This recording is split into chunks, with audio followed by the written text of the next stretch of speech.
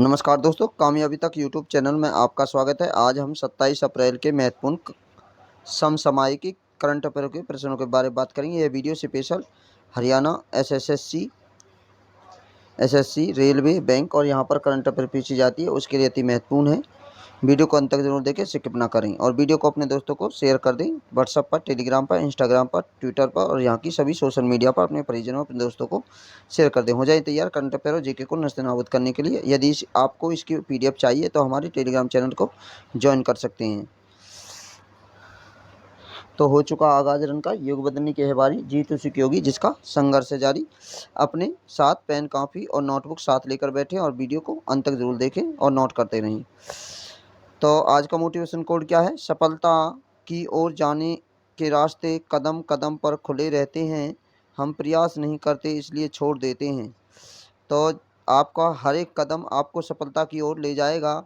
यदि आप निराश होकर छोड़ देंगे तो आप कभी भी सफल नहीं हो पाएंगे। तो इसलिए आपसे रिक्वेस्ट है कि आप प्रतिदिन पढ़ा करें और एक न एक दिन आप निश्चित ही अपने लक्ष्य पर पहुंच जाएंगे। तो शुरू करते हैं 27 अप्रैल के कुछ महत्वपूर्ण करंट अफेयरों की न्यूज़ जो चर्चा में रही और आपकी परीक्षा के लिए अति महत्वपूर्ण हो जाती है। तो पहली न्यूज़ हमारी, हम प्रतिदिन रैंकिंग रिपोर्ट्स और इंडाइस से ही बनाते हैं। तो पहली न्यूज़ बनी हमारे पास, गौतम अडानी वॉरेन बफेट को पछाड़कर 5वें सबसे अमीर व्यक्ति बने हैं। तो भारत के सबसे 5वें अमीर व्यक्ति कौन बने हैं? तो ये बने हैं गौतम अडानी और ये वर्ल्ड के भी बने हैं। तो इस ट्रिपल स्टार वाली न्यूज़ हो जाती है। अडानी ग्रुप के चेयरमैन गौतम अडानी ने वॉरेन बफेट को पछाड़कर दुनिया के 5वें सबसे अमीर व्यक्ति बन गए हैं। फोर्ब्स के मुताबिक इनकी कुल संपत्ति 123.7 अरब डॉलर तक पहुंच गई है। तो संपत्ति की बात करें तो ये 123.7 अरब डॉलर पहुंच गई है। और किसकी रिपोर्ट है? ये फोर्ब्स की रिपोर्ट है। अब बात कर लेते हैं सबसे ज़्यादा अमीर व्यक्ति संसार में। संसार में सबसे ज़्यादा जो अमीर व्यक्ति है, पहले नंबर पर इलॉन मस्क है, दूसरे नंबर पर जेफ बेजोस है, तीसरे पर बर्नार्ड अर्नोल्ट है, चौथे पर बिल गेट्स है और पाँचवें पर गौतम अडानी हैं। तो ये न्यूज़ अति महत्वपूर्ण हो जाती है परीक्षाओं के लिए कि गौतम अडानी कौन से नंबर के अमीर व्यक्ति बन चुके हैं। तो ये बन चुके हैं 5वें नंबर के। और रिपोर्ट कौन जारी करता है? तो फोर्ब्स की रिपोर्ट के अनुसार ये बताया गया है। अगर अगला प्रश्न बनेगा कि कितनी संपत्ति है इनके पास, इसके पास संपत्ति है 123.7 अरब डॉलर की। रिवीजन पॉइंट के बारे में बात करें तो Haroon global health care revision point में बात कर लेते हैं। हरून की ग्लोबल रिचेस्ट लिस्ट 2022 की क्या रही है? तो हरून ग्लोबल रिचेस्ट 2022 इसे हरून रिसर्च इंस्टीट्यूट जारी करता है। और इसमें जो टॉप पर हैं इसमें डॉक्टर क्रिस हैं। सेकंड नंबर पर इसमें थॉमस हैं और तीसरे नंबर पर ली जे स्टिंग हैं। अब बात कर रहे थे Haroon richest self made women, अपने आप होने वाली अमीर महिलाएं कौन सी हैं? तो इसे हरून रिचेस्ट जारी करता है और इसमें जो नंबर 1 महिला है वह सबसे अमीर वू यजून हैं। अब बात करें अगली खबर क्या बनी है। अगली खबर हमारे अपॉइंटमेंट्स से क्या खबर बनी है? तो पहली खबर बनी है, अश्विन यार्डी को यूनिसेफ के युवा बोर्ड का सह अध्यक्ष नियुक्त किया गया है। तो यूनिसेफ के युवा बोर्ड का सह अध्यक्ष कौन नियुक्त किए गए हैं? तो ये अश्विनी यार्डी नियुक्त किए गए हैं। यूनिसेफ के युवा ने भारत के कैपेलजेमी के सीईओ अश्विनी यार्डी को अपना सह अध्यक्ष नियुक्त किया है। तो यूनिसेफ ने युवा बोर्ड का सह अध्यक्ष कौन बने हैं? तो ये अश्विनी यार्डी बने हैं। अब यूनिसेफ के बारे में बात कर लेते हैं, इम्पोर्टेंट हो जाता है। तो इसकी जो स्थापना है 11 दिसंबर 1946 को स्थापना हुई। इसका हेडक्वार्टर न्यूयॉर्क यूएसए अमेरिका में है और इसके डायरेक्टर कैथरीन रसल हैं और इसके प्रेसिडेंट हैं थोरे हैटरेम। दूसरी खबर क्या बनी है, रॉबर्ट गोलोब स्लोवेनिया के प्रधानमंत्री के रूप में चुनाए गए हैं। तो स्लोवेनिया के प्रधानमंत्री कौन बने हैं? तो ये बने हैं रॉबर्ट गोलोब। कौन बने हैं? रॉबर्ट गोलोब बने हैं स्लोवेनिया के प्रधानमंत्री। तो स्लोवेनिया की राजधानी का नाम है लिजुजिना, करेंसी है यूरो। अब बात कर लेते हैं अंतर्राष्ट्रीय अपॉइंटमेंट जो पिछले महीने हुई हैं या अप्रैल महीने में हुई है। तो पैट्रिक अर्ची री अपॉइंटमेंट की गए हैं इवोरी कोस्ट के प्रधानमंत्री। सर्बिया के राष्ट्रपति नियुक्त हुए हैं अलेक्सेंडर वुकिक। तुर्कमेनिया के राष्ट्रपति नियुक्त हुए हैं सरदार वर्डी मोहमेदोव। चिली के 36वें नंबर के इम्पोर्टेंट हो जाती है, चिली के 36वें नंबर के राष्ट्रपति बने हैं गैब्रियल बोरिक। इम्पोर्टेंट है, ट्रिपल स्टार वाला है। हंगरी की पहली महिला राष्ट्रपति कौन बनी है? तो ये कैटालीन नोवेक बनी है। इम्पोर्टेंट है, ये भी इम्पोर्टेंट हो जाती है। कैटालीन नोवेक हंगरी की महिला राष्ट्रपति है। इम्पोर्टेंट है बिल्कुल।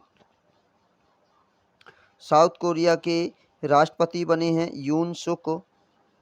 जर्मनी के राष्ट्रपति बने हैं फ्रैंक वेल्टर। पेरू के पीएम बने हैं एनिबल टोरेस। बर्किना फैसो के राष्ट्रपति बने हैं पॉल हेनरी। इटलियन राष्ट्रपति बने हैं सर्जियो। पुर्तगाल के प्रधानमंत्री नियुक्त हुए हैं एंटोनियो कोस्टा। होंडुरास के पहली महिला, ये इम्पोर्टेंट हो जाती है। तो होंडुरास की पहली महिला राष्ट्रपति कौन बनी है? तो ये जोमारा कैस्ट्रो नियुक्त हुई है। कजाकिस्तान के प्रधानमंत्री कौन नियुक्त किए गए हैं? तो अली खान सैमलोव किए गए हैं। निकारागुआ के राष्ट्रपति बने हैं डैनियल ओर्टेगा। यूरोपियन यूनियन के सबसे युवा राष्ट्रपति कौन बने हैं? ये रोबर्टा मेट्सोला बने हैं। चिली की नई राष्ट्रपति नियुक्त की गई है मैरियाना अलीसा। सूडान के प्रधानमंत्री नियुक्त किए गए हैं अब्दाला हमडोक। नॉर्थ मैकेडोनिया के प्रधानमंत्री बने हैं डेमितार। अब राष्ट्र से क्या न्यूज बनी है? तो राष्ट्र से जो न्यूज बनी है अति महत्वपूर्ण न्यूज हो जाती है। पहली न्यूज ट्रिपल स्टार वाली है। सरकार ने आईआईएम निदेशकों के लिए सेवानिवृत्ति की आयु 65 से 70 कर दी है। तो आईआईएम बोले तो इंडियन इंस्टीट्यूट ऑफ मैनेजमेंट के निदेशकों की आयु कितनी कर दी है सरकार ने? तो यह 65 वर्ष से 70 वर्ष बढ़ा दी है रिटायरमेंट होने की। केंद्र में भारतीय प्रबंधक संस्थान IIM Indian institute of management के निदेशकों के लिए सेवानिवृत्ति की आयु 5 वर्ष बढ़ाकर 70 वर्ष कर दी गई है, जो कि भारतीय प्रौद्योगिकी संस्थान आईआईटी और विश्वविद्यालयों के बराबर है। रिवीजन पॉइंट के बारे में बात कर लेते हैं। तो national medicine commission has remove the upper age limit. उन्होंने अपर एज लिमिट को हटा दिया है नेशनल मेडिकल कमीशन के द्वारा। For appearing the medical undergraduate entrance exam NEET UG examination में से। तो दूसरी खबर क्या बनी है? ट्रिपल स्टार वाली न्यूज है दूसरी खबर। भारत यूरोपीय संघ व्यापार और प्रौद्योगिकी परिषद शुरू करेगा। तो किसके द्वारा यूरोपीय संघ व्यापार और प्रौद्योगिकी परिषद शुरू किया जा रहा है? तो यह भारत देश के द्वारा शुरू किया जा रहा है। यूरोपीय आयोग के अध्यक्ष उर्सुला वान यूरोपीय आयोग के अध्यक्ष कौन है? तो ये उर्सुला वान डेर लेयन और प्रधानमंत्री नरेंद्र सिंह मोदी ने नई दिल्ली में द्विपक्षीय वार्ता की। तो यूरोपीय संघ और भारत के मध्य वार्ता कहाँ आयोजित हुई, इस प्रकार पूछा जा सकता है। तो नई दिल्ली में आयोजित की गई। क्यों की गई है? क्योंकि प्रौद्योगिकी परिषद शुरू करने के लिए की गई है। अब बात करें यूरोपियन संघ के बारे में बात कर लेते हैं। तो इसकी स्थापना 1993 में नीदरलैंड में की गई। इसकी राजधानी है ब्रुसेल और इसके मेट्रोपोलिस, सबसे बड़ा मेट्रोपोलिस में पेरिस है। और इसमें 27 राज्य इसमें शामिल हैं। और इसके फाउंडर हैं Germany, France, Italy, Netherlands, Belgium और लक्समबर्ग। इसके फाउंडर, तो यहाँ से क्या प्रश्न बनेगा, तो यूरोप संघ में कितने राज्य हैं, तो 27 होगा।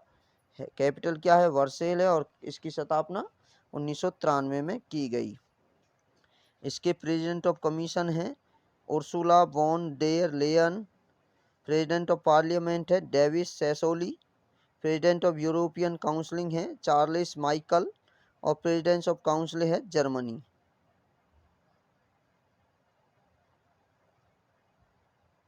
आगे बात करते हैं समिति, मीटिंग और कॉन्फ्रेंस से क्या खबर बनी है। तो पहली खबर बनी है, ये इंपॉर्टेंट हो जाती है, ट्रिपल स्टार वाली है। भारत लेखाकारों की 21वीं विश्व कांग्रेस 2022 की मेजबानी करेगा। तो लेखाकारों की 21वीं विश्व कांग्रेस 2022 की मेजबानी कौन सा देश कर रहा है, तो ये कर रहा है भारत देश। दूसरा प्रश्न ऐसे पूछा जाता है, विश्व कांग्रेस 2022 का मेजबानी भारत कौन से नंबर की कर रहे हैं, तो 21वें नंबर की है।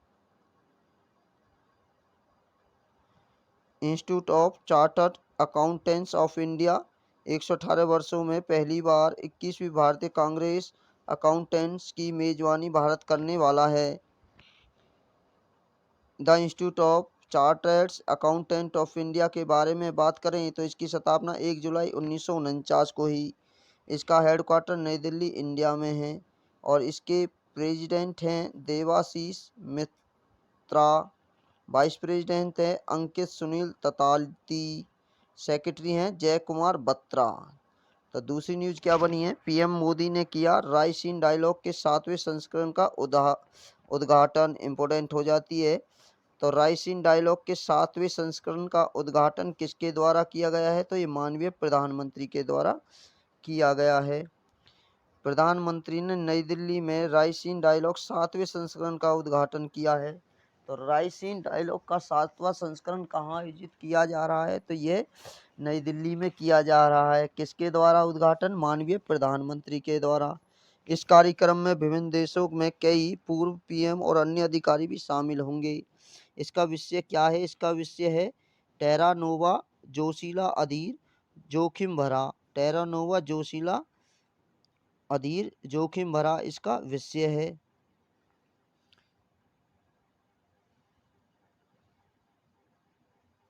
अब है मर्ज और एक्विजिशन से क्या खबर बनी है।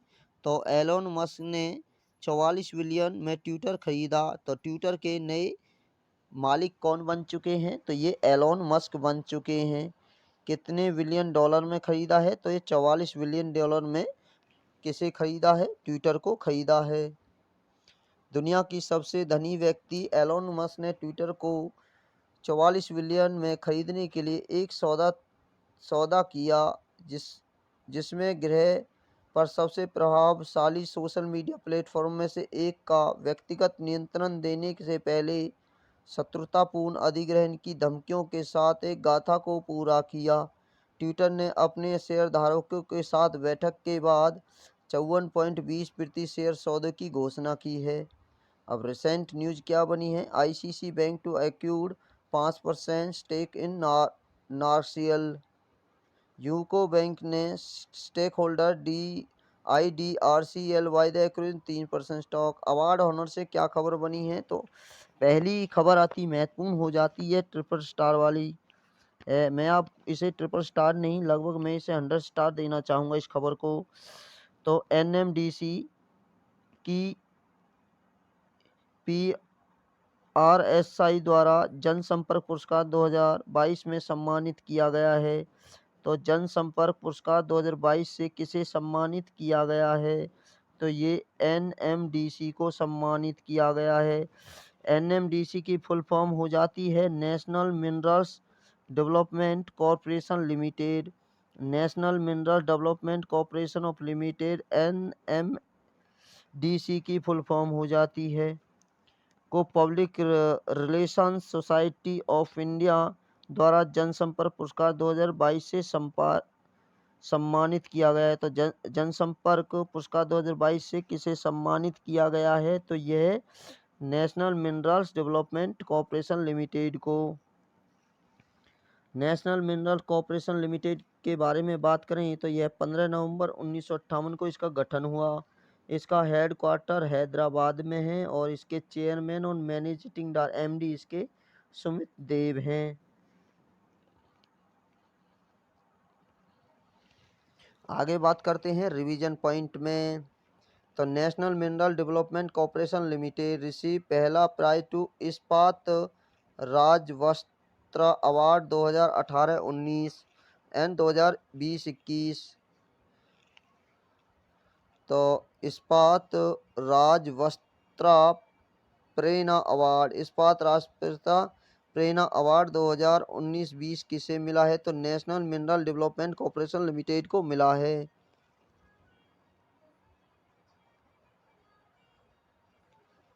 National minerals development corporation limited ने ड्रोन बेस मिनरल्स एक्सप्लोसिव के साथ समझौता किया है। कहाँ? आईआईटी खड़गपुर के साथ। तो दूसरी खबर क्या बनी है? बांग्लादेश के किशोर कुमार दास के यूके का Commonwealth point of life award जीता। इम्पोर्टेंट खबर है, ये भी ट्रिपल स्टार वाली हो जाती है। तो यूके का Commonwealth point of life award किसने जीता है? किसके द्वारा जीता गया है? तो किशोर कुमार के द्वारा जीता गया है। कहाँ के रहने वाले हैं? बांग्लादेश के रहने वाले हैं। आगे बात करते हैं तीसरी खबर। डॉक्टर बीना मोदी को Indo American chamber of the commerce द्वारा सम्मानित। इम्पोर्टेंट है। तो Indo American chamber of commerce द्वारा किसे सम्मानित किया गया है? तो ये डॉक्टर बीना मोदी को सम्मानित किया गया है। ट्रिपल स्टार वाली न्यूज हो जाती है। यह अवार्ड 2022 का है जो बीना मोदी को मिला है।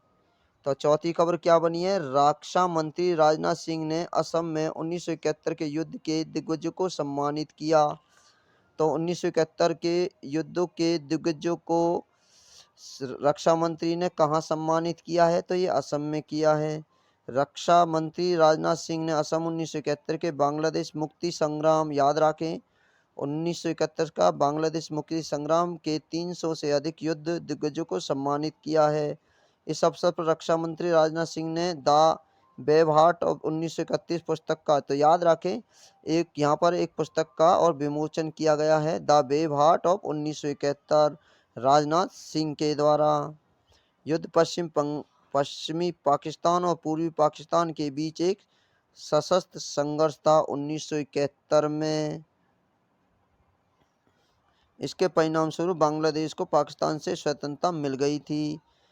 खेल से क्या खबर बनी है? तो पहली खबर बनी है रेड बुल के मैक्स वेटरस्पेन ने इटली में फार्मूला 1 एमिलिया रोमाग्रा ग्रांड प्रिक्स जीता है। तो इटली में फार्मूला 1 एमिलिया रोमाग्रा ग्रांड प्रिक्स 2022 किसने जीता है? तो यह मैक्स वेटरपेन के द्वारा जीता गया है। ट्रिपल स्टार वाली न्यूज हो जाती है भाई। Formula 1 Emilia रोमाग्रा grand prix 2022 Italy के ने जीता है। इटली में आयोजित हुई थी और जीता है मैक्स बेस्ट पेन के द्वारा, जो रेड बुल के रहने वाले हैं। अब दूसरी खबर क्या बनी है? तो हम रिवीजन पॉइंट के बारे में बात कर लेते हैं। F1 रेस इन 2022 सऊदी अरब की ग्रांड प्रिक्स 2022 जीती है मैक्स वर्स्तापेन के द्वारा। बहरीन ग्रांड प्रिक्स जीती है चार्ल्स लेक्लेर्क के द्वारा। ऑस्ट्रेलियन ग्रांड प्रिक्स जीती है चार्ल्स लेक्लेर्क के द्वारा। दूसरी खबर, आंद्रे रूबलेव ने नोवाक जोकोविक को हराकर सर्बिया ओपन खिताब जीता। ये ट्रिपल स्टार वाली, क्या मैं 100 स्टार देना चाहूँगा इस न्यूज़ को बिल्कुल। तो नोवाक जोकोविच को हराकर सर्बिया ओपन का खिताब किसने जीता है? तो ये आंद्रे रूबलेव ने जीता है। याद रखें भाई, नोवाक जोकोविच को हराकर जीता है आंद्रे रूबेल ने सर्बिया ओपन का खिताब। आंद्रे रूबेल रूस के रहने वाले हैं। सर्बिया ओपन में अपना तीसरा खिताब जीतने के लिए दुनिया में नंबर 1 नोवाक जोकोविच को हरा है, जो सर्बिया के हैं। तो रूस के रूबेल ने नोवाक जोकोविच को हराया है। सर्बिया ओपन का खिताब रूबेल ने अब 2022 में सबसे अधिक टूर सत्रीय खिताब के लिए राफेल नडाल की बराबरी कर ली है। अब रिवीजन पॉइंट के बारे में बात करें तो वुमेन सिंगल में ईका पेरिवास ओपन टेनिस, याद रखिए पेरिवास ओपन टेनिस का जो खिताब है महिला वर्ग में एकल में जीता है ईगा स्विएटेक के द्वारा, जो पोलैंड की रहने वाली है। किसे हराकर? मैरिया सकारी ग्रीस को हराकर। और मेन सिंगल में टेलर फ्रिट्ज ने जीता है राफेल नडाल को हराकर। अब बात कर लेते हैं ऑस्ट्रेलियन ओपन, ये ट्रिपल स्टार वाली हो जाती है, बिल्कुल ऑस्ट्रेलियन ओपन ट्रिपल स्टार है। मेन सिंगल एकल खिताब में राफेल नडाल जो स्पेन के रहने वाले हैं, उन्होंने डेनियल मेदवेदेव रूस को हरा दिया है। वुमेन सिंगल में एशले बार्टी ऑस्ट्रेलिया की रहने वाली ने डेनियल कॉलियंस को हराकर ऑस्ट्रेलिया ओपन का खिताब जीता है।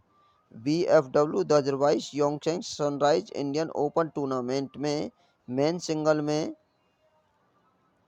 श्रीकांत सेकेंड राउंड में जीता है। दूसरे नंबर पर वालसाई परनीत रहे हैं, तीसरे नंबर पर लक्ष्य सेन रहे हैं और चौथे नंबर पर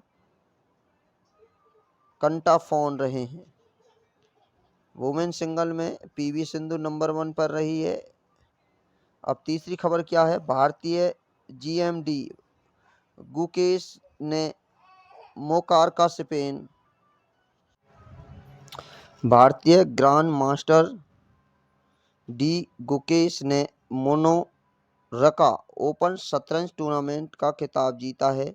तो ओपन शतरंज मोनाको का टूर्नामेंट किसने जीता है? तो यह डी गुकेश के द्वारा जीता गया है। तो 15 वर्षीय GM ने 7 राउंड में 6 अंक हासिल कर प्रथम स्थान हासिल कर लिया है और इसमें पुरस्कार राशि 1600 यूरो दिए जाते हैं। अब बात करते हैं रिवीजन पॉइंट में इंडियन चेस ग्रांड मास्टर। तो इम्पोर्टेंट हो जाता है 59वां ग्रांड मास्टर है हर्षित राजा, जो महाराष्ट्र के रहने वाले हैं। 70वें हैं राजा ऋत्विक, जो तेलंगाना के रहने वाले हैं। और 71वें हैं संकल्प गुप्ता, जो महाराष्ट्र के रहने वाले हैं। और 72वें हैं मित्राभा गुरा, जो वेस्ट बंगाल के रहने वाले हैं। और 73वें हैं भारतनाथ सुब्रमण्यम, तमिलनाडु के रहने वाले। इंपोर्टेंट याद रखें तो ग्रांड मास्टर का जो खिताब है 73वां grand Indian chess grand master का 73वां खिताब जो जीता है वह भारत सुब्रमण्यम, तमिलनाडु के रहने वाले ने जीता है। अब बात करें पार्टनरशिप एग्रीमेंट से क्या खबर बनी है। तो पहली खबर है भारतीय नौसेना ने नाइलिट के सर्वोत्तम अभ्यास का आदान प्रदान के लिए IIM कोझिकोड के साथ समझौता किया है। तो इंडियन नेवी नवल इंस्टीट्यूट, याद रखें आप नाइलिट की फुल फॉर्म है Indian navy naval institute of education and training technology, ने Indian institute of management Kozhikode के साथ समझौता किया है। तो अगली खबर है सिडबी ने WBSIDCL के साथ समझौता किया है। तीसरी खबर है EV चार्जिंग इंफ्रा को बढ़ावा देने के लिए MG मोटर इंडिया ने BPCL के साथ समझौता किया है। MG मोटर इंडिया ने BPCL के साथ समझौता क्यों किया है? इलेक्ट्रिकल व्हीकल चार्जिंग इंफ्रा को बढ़ावा देने के लिए किया गया है। अब महत्वपूर्ण दिवस से क्या खबर बनी है? विश्व मलेरिया दिवस हर वर्ष 25 अप्रैल को मनाया जाता है और विश्व मलेरिया दिवस 25 अप्रैल को मनाया जाता है। इसकी थीम है harmless innovation to reduce the malaria disease burden and save the lives. दूसरा दिवस से क्या खबर बनी है? अंतर्राष्ट्रीय प्रतिनिधि दिवस भी 25 अप्रैल को मनाया जाता है और शांति के लिए बहुपक्षपात और कूटनीति का अंतर्राष्ट्रीय दिवस हर वर्ष 24 अप्रैल को मनाया जाता है। अप्रैल माह के कुछ महत्वपूर्ण दिवस, तो 18 अप्रैल को World Heritage Day also known as International Day of Monument and Site दिवस मनाया जाता है। इसकी थीम है learn fire safety increase this year productivity. 19 को वर्ल्ड लीवर डे मनाते हैं, 20 को UN चाइनीज लैंग्वेज डे मनाया जाता है। 21 को वर्ल्ड क्रिएटिविटी एंड इनोवेशन दिवस मनाया जाता है। कोलाबोरेशन इसकी थीम है। और 21 को नेशनल सिविल सर्विस डे मनाते हैं। राज्य और केंद्र शासित प्रदेश से क्या खबर बनी है, इम्पोर्टेंट है भाई, बिल्कुल। तमिलनाडु हर साल 18 दिसंबर को अल्पसंख्यक अधिकार दिवस मनाएगा।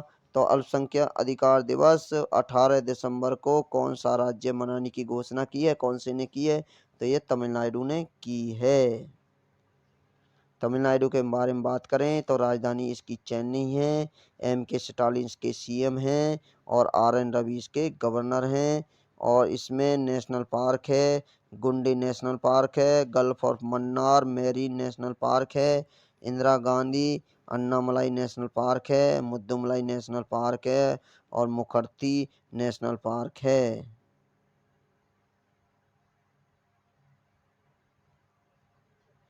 तमिलनाडु के CM M.K. स्टालिन ने 14 अप्रैल माननीय डॉक्टर B.R. अम्बेडकर की जयंती पर इक्वलिटी डे समानता दिवस मनाने की घोषणा की है। आपसे रिक्वेस्ट है कामयाबी तक यूट्यूब चैनल को सब्सक्राइब करें और बेल आइकन को जरूर दबा दें। वन लाइनर प्रश्न है 27 अप्रैल के, वीडियो को अंत तक जरूर देखें, स्किप ना करें। हाल ही में किस राज्य ने मत्स्य पालन मंत्रालय द्वारा मछुआरों को आजीविका हेतु समुद्री शैवाल पार्क स्थापित करने की घोषणा की है, तो ये की है तमिलनाडु के द्वारा। हाल ही में UK के प्रधानमंत्री बोरिस जॉनसन द्वारा JCB निर्माण के लिए किस शहर में निर्माण इकाई का उद्घाटन किया जाएगा, तो ये गुजरात के बड़ोदरा में।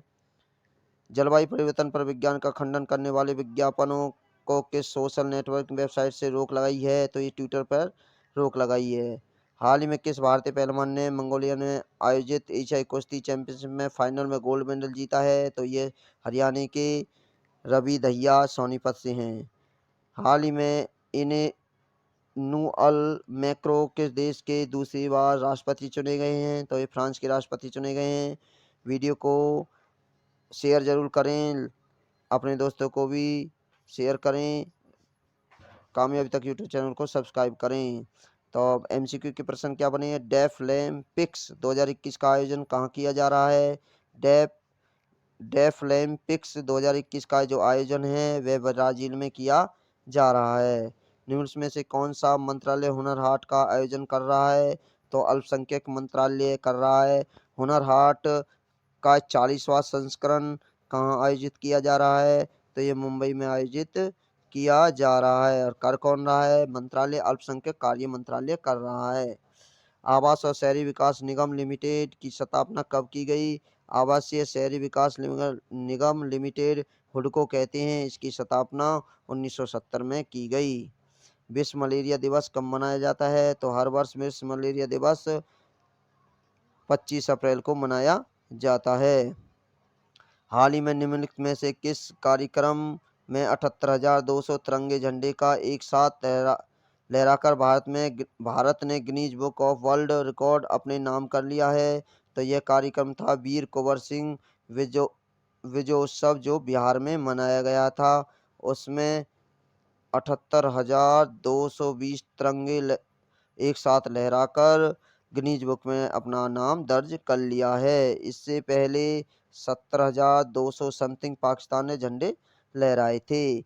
एपीडा 26 से 30 अप्रैल तक आहार 2022 के किस संस्करण का सह आयोजन कर रहा है, तो एपीडा 36वें संस्करण का सह आयोजन कर रहा है। हाल ही में योग कार्यक्रम योग प्रभा का आयोजन कहाँ पर किया गया है, तो योग प्रभा कार्यक्रम का आयोजन सफदरजंग हवाई अड्डे पर किया गया है। हाल ही में pharma and medical device sector 2022 पर अंतर्राष्ट्रीय सम्मेलन का कौन सा संस्करण आयोजित किया गया है। मेडिकल डिवाइस सेक्टर 2022 पर अंतर्राष्ट्रीय संगठन का 7वां संस्करण आयोजित किया गया है। वर्तमान में देश में कुल कितने कृषि विज्ञान केंद्र हैं, तो भारत में 720 कृषि विज्ञान केंद्र हैं।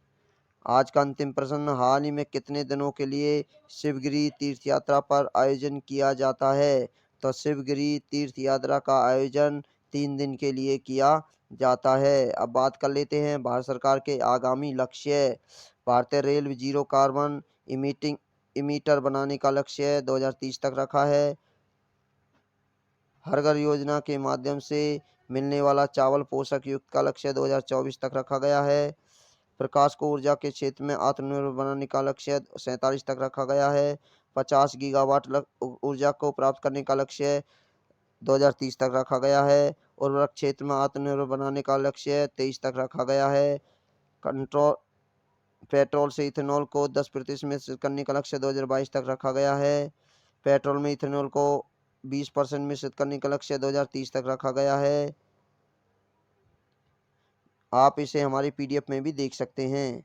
यदि आपको वीडियो अच्छी लगी हो तो वीडियो को लाइक करें, शेयर करें, कमेंट करें। कामयाबी तक यूट्यूब चैनल पर नए हैं तो जल्दी से सब्सक्राइब करें और बेल आइकन को दबा दें। वीडियो को देखने के लिए सभी का धन्यवाद। आप हमें फॉलो कर सकते हैं फेसबुक पर, इंस्टाग्राम पर, कुऐप पर, मौज पर, टेलीग्राम पर और व्हाट्सएप पर हमारा नंबर ये है। वीडियो को देखने के लिए सभी का धन्यवाद। आपको बता दें कि इन्फॉर्मेशन है आपके लिए, क्या इन्फॉर्मेशन है, हम हर दिन 5 या 6 मिनट में हरियाणा के करंट अफेयर के प्रश्न भी कराते हैं मॉर्निंग में डे बाय डे। उसे भी आप देखना ना भूलें।